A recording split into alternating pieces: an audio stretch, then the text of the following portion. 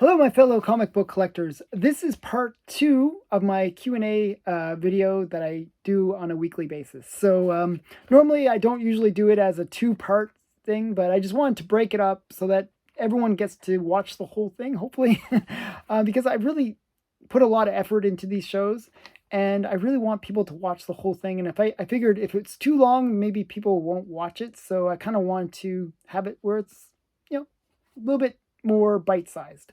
Okay, so basically what happens is each week I answer my viewers' questions, and it really gives, I try to give a lot of comic knowledge and history as well, and show some really cool books. So these are actually pretty good videos to watch if you haven't checked out my channel before. And if you want to have your question answered, whatever your question is about comics, hopefully, you can just comment below and I will answer your question and give your channel a shout out. So double win. Today's questions, I recommend check out yesterday's video as well, because it had some really great stuff shown. Today's questions starts with Polly76. Actually, it's funny. Polly was my nickname in university, just as an aside. Spelled differently, but Polly76. What are some of your favorite first appearance books from your collection where the character is on the cover? Maybe broken down by age. Golden, silver, bronze. So don't necessarily have to be A-list characters. Keep up the great work. Okay, so I actually brought some special books for this that I really like. These are the books that are not necessarily A-list characters, but they're all ones where they appeared on the cover. That was a big thing for me. And they're characters that I think are really cool. And I'm going to show you. So with that being said, the first one is this one. This is the first appearance of the Cheetah. Just a character I really like. She's such a wonderful golden age character. This is from 1943, and it's just, the Cheetah is such a cool character. So basically, the Cheetah was just a normal person, and she got very jealous of how everybody loved Wonder Woman. Like, she wanted the attention, but Wonder Woman got all the attention. So basically, she dressed up for some reason in the Cheetah costume, and then tried to ruin Wonder Woman's reputation. That was basically, she tried to suggest that Wonder Woman had stolen some money from a charity, and in the end she gets foiled. But that's the story. It's like just a regular woman, and it's a bit of a cat fight between her and the Cheetah. Between Wonder Woman and the Cheetah. So just a really great character. I actually enjoyed the recent Wonder Woman movie. Even though I didn't necessarily like the movie overall, I actually liked the Cheetah in the movie. I thought, it was kind of cool how they played that character. So I really enjoyed that. And I actually enjoyed the Cheetah in the animated series too. So a character that I really like. I was super happy to get this book in my collection. Now, sadly, this book is 0.5 because it's missing 1 page. So, yeah, page 11 is missing, sadly. So it does affect the story. It doesn't affect her first appearance or anything like that, but it does affect the story. So this is the first appearance of the Cheetah, and it's a great one because she's on the cover. It's an action photo cover, or not action photo cover, but action cover. But yeah, just a really great cover. I just really like it. So Cheetah, and that's Wonder Woman number 6 from the Golden Age. Next is Silver Age, and again, I'm sticking with bad guys for the first 2 here. This is a character that this is a book that I really wanted in my collection for a long time. And I was super excited to finally get it. And it's Fantastic Four number 5, the first appearance of Doctor Doom. Just a really great character to me. He is the pinnacle of Marvel's bad guys. He's like, to me, the biggest bad guy. I can't think of a better bad guy from Marvel at all. Like, I mean, you got maybe Thanos or Galactus or something like that, but just I think Doctor Doom is just so cool. I think he's just, to me, the greatest of them all.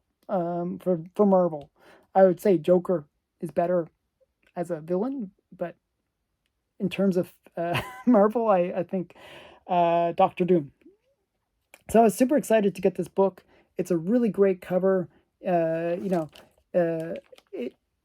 kind of is a little bit deceptive because it looks like he's like a giant or something like that, but it's actually him. They've been all trapped in like some kind of like chamber where there's no air, and they're gradually going to suffocate. And he's in another room, and he's got like these control panels where he can control everything. So it's kind of a very cool story as well. Like there's time travel and a whole bunch of fun things go on in the story. It's just a really great story as well. So I really enjoy this one. I like the fact that he's on the cover and he's got that Doom mask and everything. It's just really cool. I think, yeah. So this is Fantastic Four #5 from 1962. And from the Silver Age, that's Silver Age, from the Bronze Age, I did another cover that so these are all cover related picks, because you said pick ones that are like cover, where they appear on the cover and it's their first appearance. Well, this is to me one of the best covers of the Bronze Age, definitely of the Bronze Age, maybe one of the best covers of all time for comics. I just love this cover. I think it's a Barry Wrightston cover. You got the Swamp Thing in the back. And you got the moon. You got that kind of she's kind of looking back as if she's kind of seeing him kind of creeping up on her, and she's just casually combing her hair, brushing her hair, I should say. And she it's got that classic horror elements to it, and it's a very good misdirection. So this is House of Secrets number 92. And the reason I say it's a good misdirection is you think that he represents the horror. He's the horror, but he is not the horror. The true horror is her evil husband who's going to kill her. So Swamp Thing's actually coming there to rescue her. So that's the misdirection, that you think, oh, the swamp monster, he must be the bad guy. But in this case, not so much. So I think it's just got that really great classic cover. Mine has some color touch. It's like the most minute color touch too. But it does have some color touch. And yeah, so it got that purple label. So, but I think it's just a really great cover. Just one of my favorite, Bernie Wrightston. So those are the three that I could think of, one from each age. And I hope you enjoyed that answer. Next one is Rocket Fighter 8. And he asked, interesting backstory. What are the top 10 grails in your want list that you can reasonably afford? So the ones that I can't reasonably afford would be like Action Comics #1, Detective 27, all those ones, yeah, those are out of my price range for now, until I win the lottery or something. But I'm going to give you my list of ones that I've actually bid on most of these at one time or another.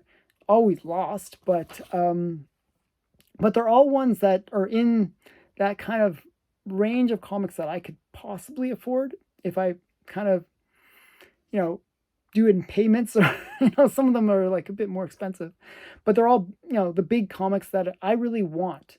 First is Police Comics #1. Police Comics #1 is the first appearance of Plastic Man, first appearance of Phantom Lady. So it's like really kind of a cool comic that I always wanted in my collection. I was a big Plastic Man fan. I really wanted Police Comics #1. And actually, there was an auction recently where I lost out. I went up to $5,000 to try to win it, and it went up to $15,000. So it actually went way beyond what I expected. I think it was an overpay on the person that bought it, but it is a rare comic, so maybe that justifies it, but I thought they overpaid. Actually, I think it went to 13,000, but it was way over what I would say would be a reasonable price. Actually, I went over what was a reasonable price even because it was a low grade. But who knows why it went so expensive. So Police Comics #1, that is definitely on my list. Keeping in with the theme of Police Comics, as I said, it's the first appearance of Phantom Lady. Well, Phantom Lady 17 is on my my want list. That's another very pricey book. It is a Matt Baker cover, questionably. Maybe Matt Baker plus Al Felstein cover. But it's just a great Seduction of the Innocent book. It's one of the ones I need for my complete Seduction of the Innocent collection. And it's one that I think is just so sexy and it's just really great. It's like a bondage cover with Phantom Lady on the cover and just nice headlight cover. It's just sexy. It's just a really great cover. Okay, so that's #2. Another one would be, I think I can afford this in a very low grade. So this would be Batman #1. Batman #1 in a really, really low grade I could probably get. I don't know how cheap it actually go. But that's something maybe I could afford. And it's Batman #1. The reason I want it is it's got my favorite villain, the Joker, and it has one of my favorite good girl, bad girls, which is Catwoman. Kind of her first appearance, even though Batman #3 is truly her first appearance where you get to see her in costume. But I have that, so #1 would be the next thing. In that same idea, though, Batman 35 is on my Grail list as well, and it's a much more affordable book. It's like $500 maybe, and that's where you actually see Catwoman in the modern style. So Batman #3 is Catwoman with just a silly cat mask. It's like the dumbest costume ever. She basically just has a cat mask.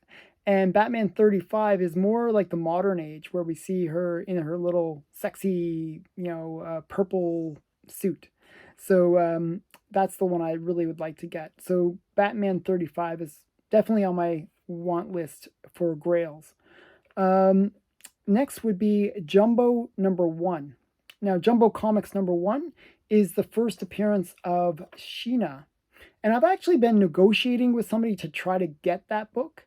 They want $10,000 for it. I'm trying to negotiate them down to about $6,000. But it's one of those ones that is a pretty pricey book, hard to find book. So Jumbo Comics #1. Definitely one I'd like to get. Next would be More Fun Comics #52, which is the first appearance of the Spectre. That's a really great comic because, to me, it's a cool Golden Age character. It's a character that my son likes. It's a character that I like.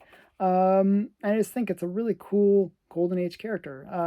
He's one of the earliest superheroes. So I just really like Spectre, and he's one of those characters that doesn't get enough love, I think. It's one that I think I could afford in a low grade. Again, these More Fun Comics are really, really expensive. Probably a low grade of More Fun 52 is like $10,000 to $20,000 range. Really, that kind of price. So it's a pretty pricey book. Another one that I'd like to get is More Fun Comics #73, which is the first appearance of Aquaman, Speedy, and Green Arrow. So those three characters all made their first appearance in More Fun Comics #73. So another kind of very pricey book. You see it come up for auction every so often. It's, again, $10,000 to $20,000 range. So it's in that range where I could probably afford it if I, kind of allocate a little bit of resources to it. Another one, so that's #7 on my list, Number 8 on my list would be All-Star Comics number 3. And that was actually on my want list, my goal want list for 2021. And it's one that I've been really trying to get. And I actually am negotiating with somebody on that one too. So maybe you'll see that in a future video if I can negotiate well. So All-Star Comics number 3. And the reason All-Star Comics number 3 is on my want list is my Grail want list, I should say, is it's the first appearance of the JSA, the Justice Society of America. And the JSA is kind of like the Justice League, but in the Golden Age. And, it's kind of hot right now, that book, in a weird way, because of the new Black Adam movie coming out. And it's one of those books that I do see has a lot of potential because the JSA is something where I think, DC could maybe spend a little time going into that era of storytelling. So, yeah, it's definitely one that I'm interested in. Next is Crime Patrol 15. So Crime Patrol 15 is a very big key. It's an EC related key. It's the first appearance of the Crypt Keeper. And I was a big fan of Tales of the Crypt as a kid. I really liked the whole idea of these kind of stories, like these kind of short stories that have like kind of a bit of a twist at the end, a bit of creepiness, a little bit of scariness. But very interesting humor, like almost like a horror humor to them. And I always thought Tales of the Crypt were very interesting that way. So Crime Patrol 15, kind of a major book.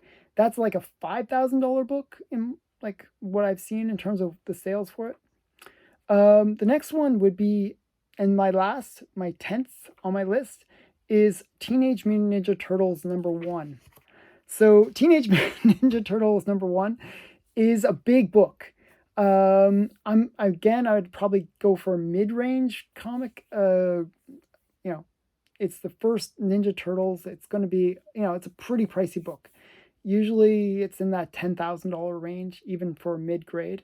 So that's sort of my sweet spot where it's kind of a grail, but maybe I could afford it, installments, kind of build up to it. Yeah. So those are my grails that I'd like to get. Okay. So next one is a non-comic related question. And this is from Richard Lashira. And he asks, when did Canada stop using silver in their common coinage? The U.S. last year for silver dimes and quarters was 1964. I remember going to a local store as a kid and asking if I could look over their change for dates, and I was still looking for. The lady was very nice about it. So funny thing is, I used to do the same thing. So when I collected coins, and I still collect coins, I would go and get little like rolls of nickels, quarters, dimes, pennies, lots of pennies. I'd get lots of those. And I would just go through them and try to pick out all the key dates. So, and then I would actually find some really great stuff going through that. I mean, I found like old pennies from like the 30s and 20s even. So, kind of cool stuff. Just going through rolls of pennies, hundreds and hundreds of rolls of pennies. So it was really great. I had a whole strategy about it where what I would do is I'd basically go to a convenience store, and then I'd get all the rolls of pennies. I'd buy all the rolls of pennies, and I'd bring them all home. And it was like almost like Christmas for me, because I'd open all these rolls of pennies and I would go through them all and basically pick out all the key years. Especially like in Canada, it's like searching for kings and queens. So 1952 is the last year where there was George VI on the penny. So yeah, I'd look for all the ones with George VI. Or George V would be really awesome. Those are from the 30s. And, I'd try to pick out those cool older coins. So I'd pick all those out, or key coins that I knew were pretty valuable. Like there's some ones like 1965 has like the 1965 penny has like certain like pointed or blunted edge, and like the you'd look for all those kind of cool things, and you go through hundreds and hundreds of pennies. And then what I do is roll them all up, the ones that I had nothing in them, and then trade them back, and then keep on doing that over and over again. And I'd only so at the end of it, I would only be spending like a few cents. I literally, I spent a lot of my time. My time was pretty worthless as a kid. So, but I'd go through like literally thousands of coins and gradually siphon out all the good ones. So I found some really great stuff doing that, where I just, and after a while, people knew me. They would do some of the work for me after a while, because they knew that I was like, that's what I was doing, that I was just siphoning out all these cool coins that were mixed in. And so every so often I'd go to the convenience store and they would say, "Hey, it's Alan.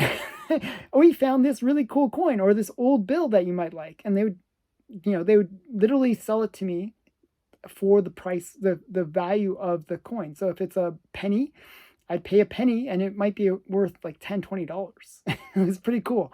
So, I got some really cool things that way, where they were really nice. They're, as a kid, you get away with a lot more stuff. So to answer your question though, it's a bunch of things. So the nickels, we had silver nickels up to 1921. 1921 was the last year we had silver nickels. And that year, they really didn't make many of the silver nickels.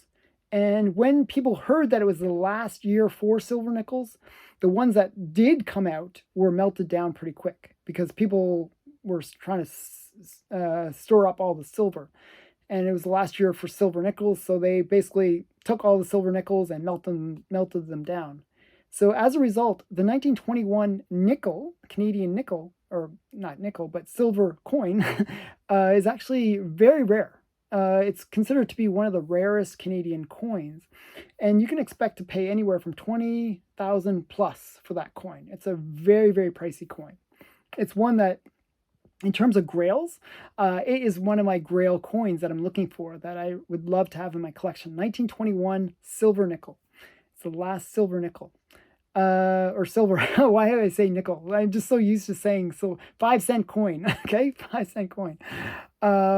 So it's the last 5-cent coin that was silver. And the 50-cent piece, there was actually a 50-cent piece from 1921, is the actual rarest coin in Canadian coins, and it's 60,000 plus kind of coin. It's like a very, very pricey coin. So that was when silver went from being nickels to silver to being nickels in 1921 to 1922. And all the other coins, like dimes, so it was dimes, dollars, 50-cent pieces, 25-cent pieces, those all had sort of a transitory year. So what happened was in 1967, and I'll show you some of these. Actually, I brought some to show. I'll show you this is my 25-cent pieces. So we got some earlier ones. These, you can't really see, it's not going to show up well on the camera. But what happened was, in 1967, so 1967 was Canadian Centennial, and I'll try to zoom in so you can kind of see it. It's like the cougar. And, or wildcat, I should say. It says cougar as well, I think. It's the centennial coin for Canada. So the wildcat, and that was 1967. That was the last official year for silver coins in Canada, 1967. However, in 1968, so this is 1968. You see two. This one is 50% silver, and this one is completely non-silver. So 1968 had sort of a mix, where some of the coins were, as I said, 50% silver, and the rest were purely non-silver, nickel, mostly. So that was a transitional year, 1968. So if you go back and you actually go through like rolls of quarters, like that one I actually found in a roll of quarters. Like you could actually siphon out all these silver coins from rolls of quarters where people didn't, people didn't realize that they were still half silver. So yeah, so 1968 is kind of that year where there was that transition. So that kind of answers, hopefully that answers your question, where they kind of did it as a half thing. And that was in the quarters and dimes that they had the half ones. The 50-cent pieces were like, they didn't have, I actually, I'm not sure. The 50-cent pieces had it or not. The dollars definitely were like all steel. So actually, did I bring? Oh, yeah, I brought the dollars here. So this is the dollars. The Canadian dollars, they only ran from 1935 to the modern age. So in 1968, they were totally non-silver. So 67 is a centennial year, so that's the loon, that kind of special one. And then in 68, they were not silver. But the dimes and quarters were. So I hope that answers your question. A little bit about coins, not comic related, but I don't know, maybe interesting. Okay, the next question is kind of one that I kind of want to spend some time on. This is from Mike Swintel, and he asked, could you answer what first print covers from Jack Kirby are featured in Marvel's Marvel's Greatest Comics reprint series from 1970. Okay, so this got me into looking into Jack Kirby.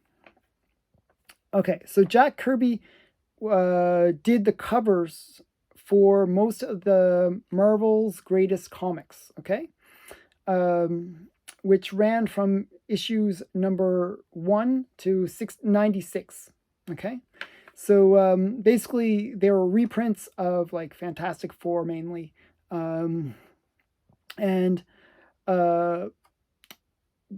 Jack Kirby was the one that did a lot of the characters. He created a lot of the characters from the Fantastic Four. Actually, I wrote a list of all the characters that he created. But first, I'll answer the question, and then I'm going to get into a little bit of story about Jack Kirby, because in doing the research for this, I learned so much about Jack Kirby that I didn't know before. So first, I'm going to give you which issues are Jack Kirby's covers. And I'm not sure, I couldn't really find out which were the comics, his covers that were reprints and which ones were original. So what would happen is often when they would do these kind of reprint issues, they would either take an existing issue, like an existing cover that was used before, or they would take what was considered, like when they do ever a cover for any comic, they usually have like 3 choices. It's not just that they have like the first choice, they only have one plan and that's what they go with. It's usually that they have like 2 or 3 attempts and they say, oh, okay, we like this cover the best, and that's the one that they actually use. So the other 2 covers never get used. And what they would do sometimes in the reprints was they would use these secondary covers. I'm not sure which ones were first, like were just being reused, and which ones were not ever used before and original covers. So I'm not sure. Sorry about that. I really did look into it. It's really hard to figure out because the amount of research you'd have to do is insane, because you have to compare it to a whole bunch of other covers where potentially it came from. So it was not super obvious. But at least I could find out which covers Jack Kirby did of the series, of the run. So I'm going to give you that at least. So partial answer, partial points for trying. Okay, so 1 through 29, all Jack Kirby covers. He did the pencils for the covers, 1 through 29. Number 30, no, he didn't do that one. 31 to 33, he did. He did also 42 to 57. He did 59 to 63. He did 65 to 80. And 80 was his last issue that he did the cover for. After that, it was like John Romita and Joe Sinnott and John Buscema. Those guys did all the covers. The last issue has the cover from John Buscema. Okay, so those are, the issues that you want to look for. So 1 through 29, 31 to 33, 42 to 57, 59 to 63, and then 65 to 80. Those are all Jack Kirby covers. Now, I'm going to give you a quick little history about Jack Kirby because he's actually a really cool guy. Like, the history behind him is really interesting. So his parents, there's like a little legend within his family that his parents, they're Austrian, okay? And they're poor. They're not like rich Austrians or anything like that. But I guess what happened was his father, this is the legend in his family. Whether it's true or not, questionable. Okay, but this is the legend that when they were living in Austria, his father got into like an argument with some nobility in Austria, like some like aristocrat. And basically what happened was the aristocrat challenged him to a duel. Like, that's what you do. Let's have a duel. And his parents were like, let's run away. They literally ran away. And they came to America to get away from this duel that would probably result in his death. So Jack Kirby was born in New York in 1917. And his family were pretty poor. He did like every kind of bad job you can do, like, like sorting clothing and like paperboy and all this kind of stuff. And he ended up, his first kind of jobs were like working for the people that produce Popeye. He would do a lot of the, comic art and comic strips. And then later he ended up working for Fox. Now, Jack Kirby, his name is actually not Jack Kirby. His real name is not Jack Kirby. His real name is Jacob Kreutzberg. Okay, that's his real name, Jacob Kreutzberg. And so what happened was Jack Kirby ended up working for Fox. Okay, Vincent Fox, a guy that I love his comics. I love Fox comics. They're just crazy. They're awesome. That's the Rulas, the jungle, some of the jungle-y kind of comics and stuff like that, like JoJo comics and all these kind of stuff. So I really like Fox comics. In Fox, Vincent Fox considered himself the king of comics. Okay, but he was a total jerk in terms of how he treated his artists. He would grind them. They work 60-hour weeks. And he didn't pay them very well. So Jack Kirby was working for him, and he just wasn't getting paid very well. So he met his future partner at Fox, which is Joe Sinnott. That's Joe Sinnott. Joe Simon. And he kind of recommended, hey, maybe we can do some kind of extra work. So it's already working 60 hours, but let's do some extra work. But they didn't want to get caught, because if they get caught, they're going to get fired, right? So what Jack Kirby did was he changed his name. He kind of did a pseudonym of Jack Kirby as a way to kind of hide that he was doing this kind of extra work on the side for another publisher. So he changed his name to Jack Kirby. So that's how he got his name. Another interesting story about Jack Kirby was, he was the one that created Captain America, Bucky, all those characters. Those are Jack Kirby. And so he was kind of one of these great golden age comic creators. However, he stopped in the 40s because he went off to war. He actually went overseas, and in 1944, on August 17th, so it was actually funny, they sent him off to war, and at first they tried to make him a mechanic. Like he's the worst mechanic ever, but they tried to make him a mechanic, and he was so bad at it, like he was just fumbling at it. He was not very good with cars. So what happened was they said, okay, you're just terrible at being a mechanic. we're going to make you a rifleman. So he became a rifleman. In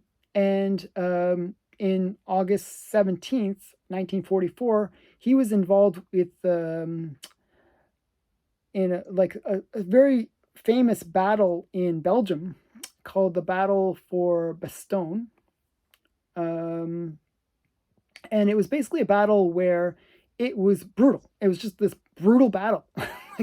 like one of the worst battles to be in. If you want to be in a really bad battle, that was the battle to be in, because it was harsh conditions. It was like freezing, and it was just terrible, terrible conditions. Like, these soldiers were experienced some of the worst experiences like you can experience in the Second World War.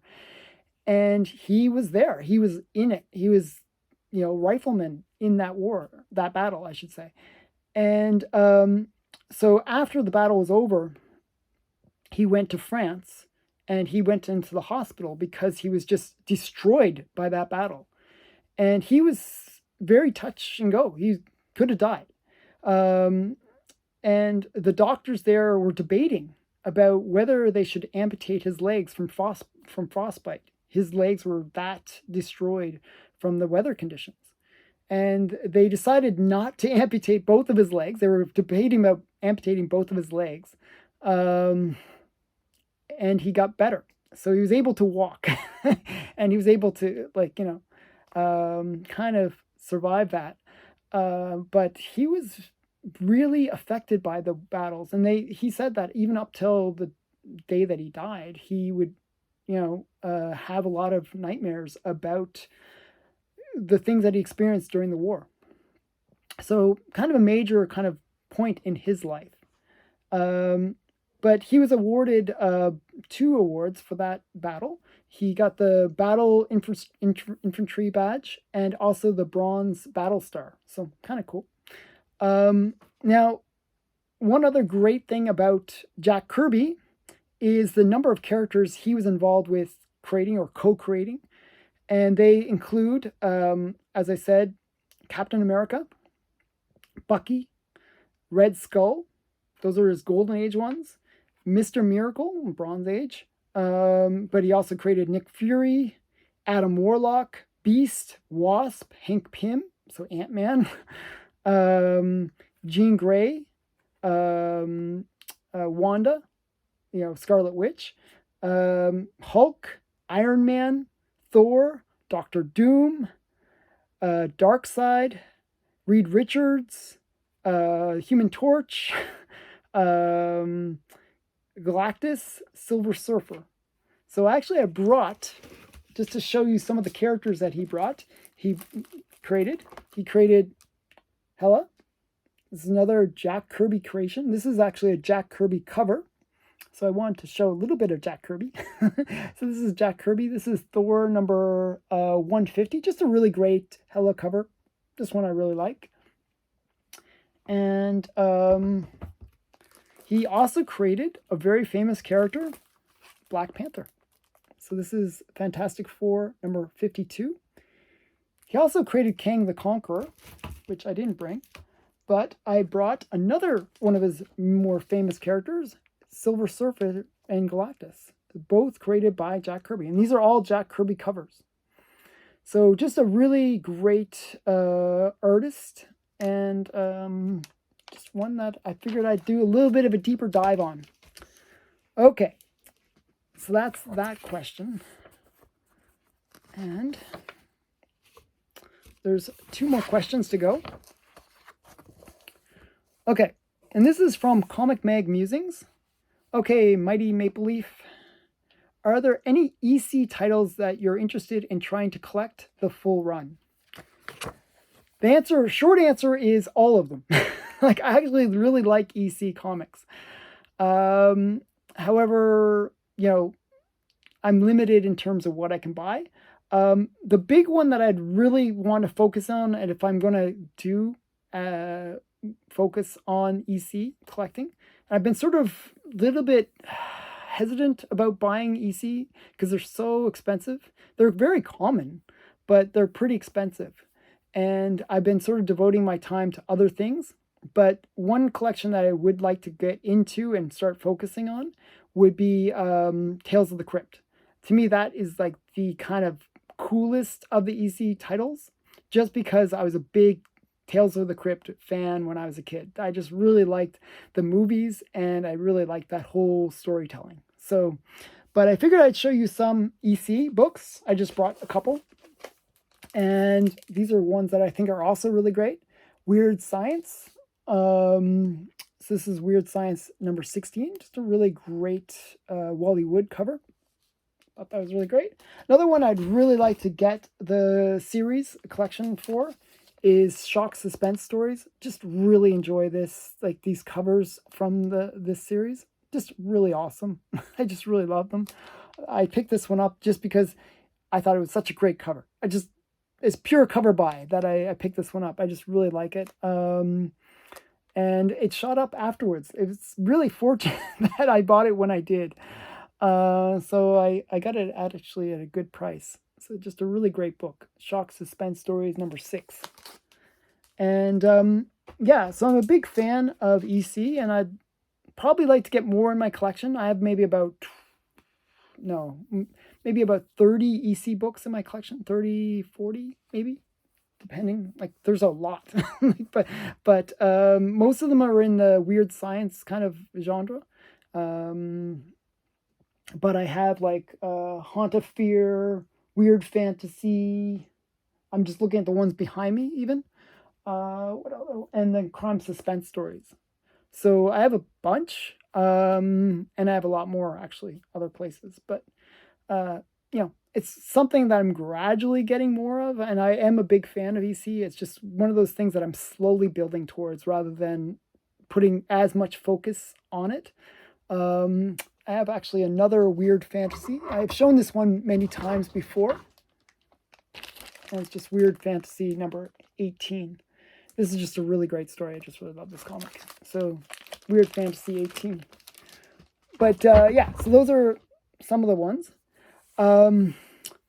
Now, yesterday, I was saying that I actually had to steal something in order to do this video. And it's sort of true. So what happened was this last question. I'll read the question and then I'll tell you the story. So Star Pod Trek podcast wrote, Did you collect comic book related toys when you were growing up, such as Mego Worlds Greatest Superheroes? Do you collect any toys now? Okay, so yes and no, maybe. So when I was a kid, I didn't really collect. I collected like Batman and Superman. So those ones. I'm not sure if it's Mego World's Greatest Superheroes. Those ones I'm not as familiar with, to tell you the truth. I'm not sure what the brand was. So I'd have like Batman toys. I have like the early Batman Batmobile and stuff like that. I would collect all those things. Those are all at my parents' house in Nova Scotia. But I did get, like, I do collect certain toys that I wanted as a kid. So, and I'll show you a couple. These are the ones that I had to kind of steal because really what I did was I bought them and then gave them to my son. So I wanted to buy toys, but I didn't want to, have it where I wanted somebody that could play with them as well. So I gave them to my son so that he would enjoy them, and he likes them too. So I'm going to show you them. They're quite big, and they're ones that I really wanted as a kid, but my parents would never buy. And so I got them much, much later. And so the toys that I really liked as a kid were Star Wars. I really like Star Wars. And one of the ones that I really wanted was this one. The Millennium Falcon. I love this toy. So this is just, it's just really cool. It's got like you can open it up in the back and there's like a little, the whole little place in the back there. And then there's like a little thing here where you can open it up. It's like, it's really cool. I really love this toy. And it works. It's like completely functional. It's got all its parts too. So I really enjoy this. Millennium Falcon. So I really like Star Wars, by the way. The original. I want to say that because some of the new stuff wasn't so good, but I do like the original Star Wars. And the one I really liked was this thing. Oh my goodness, it's so big. This is AT-AT, so it's massive. It's just like this huge, huge thing, and it's really cool. It's like, where is it? So these actually move. One of the most useless things in Star Wars, actually. One of the most unrealistic like machines ever. Like, why would you build something that's like really tall and easily gonna get knocked over? It's just like didn't make any sense. I love the AT-ATs though, for that reason, that they were just these crazy, weapons that just didn't make any sense. Like, they can fly. Why wouldn't you just fly over? Like, it's like slow and like, oh, it looks cool. It looks cool on screen, but not very practical. So I always thought they were cool. Because they were so not practical. And I really loved, actually, when I was a kid, my favorite of the 3 Star Wars movies was Empire Strikes Back. So I was a big fan of that. And yeah, I really liked that whole scene with the AT-ATs, where they're kind of like creeping up on the winter fortress, the like sort of like this frozen fortress of the of the rebels. So I just really enjoyed that whole thing. So I really loved those toys. Some of the other toys that I got, I've shown this so many times. I feel like I've shown this too many times. Like, I like these. These are Aurora, like model kits. So this is like little Vampirella, and kind of like get the Vampirella box, and then they got the, she's in like a little cage and everything, kind of cool. And oh yeah, and this is her with the guillotine kind of thing, like kind of cool thing, and Frankenstein, and yeah. So and then I have another Vampirella. This is just another Vampirella toy. And so I like this. This is from Harris Comics. And so I don't really have that many toys, but I have the Star Wars ones. And I also have, like, back home, I have like all the action figures. I actually have some pretty rare action figures because they're all from the first the first time that they came out in 1970s. So I have like Luke and Darth Vader and Ewoks and not Ewoks, but the Jawas, and I have all the characters. I pretty much had all of them. We even had one where we had to send off a coupon to get it. I don't have them in the original cases, but I do have them, like, loose, because we played with them as a kid, So I really like Star Wars. So those were the toys that I really enjoyed as a kid. I also collected Battlestar Galactica and Space 1999. I was really into a lot of the Star Wars, Star Trek. I had like the original dolls, like Spock and Kirk, the original dolls. They were about that big. So I had a lot of these dolls. I really enjoyed like action figures. They're dolls, but we'll call them action figures. So yeah, those are some of the things I collected. So that has been another week's worth of questions answered. As I said, this is a long, this is why I did it as 2 videos, because it was both are pretty long parts. I hope you enjoyed this 2-part series or Q&A. If you have questions that you want me to ask or answer, I should say, put your comments below and I'll do my best to answer any questions that people ask me. I'm pretty open about everything, and I hope you enjoy these videos. Please leave, please like, comment, and subscribe as well. I really want to build up my subscriptions, and I really appreciate everyone that does subscribe. Like, I really do appreciate that that you're even watching this video. So thank you again. Bye for now.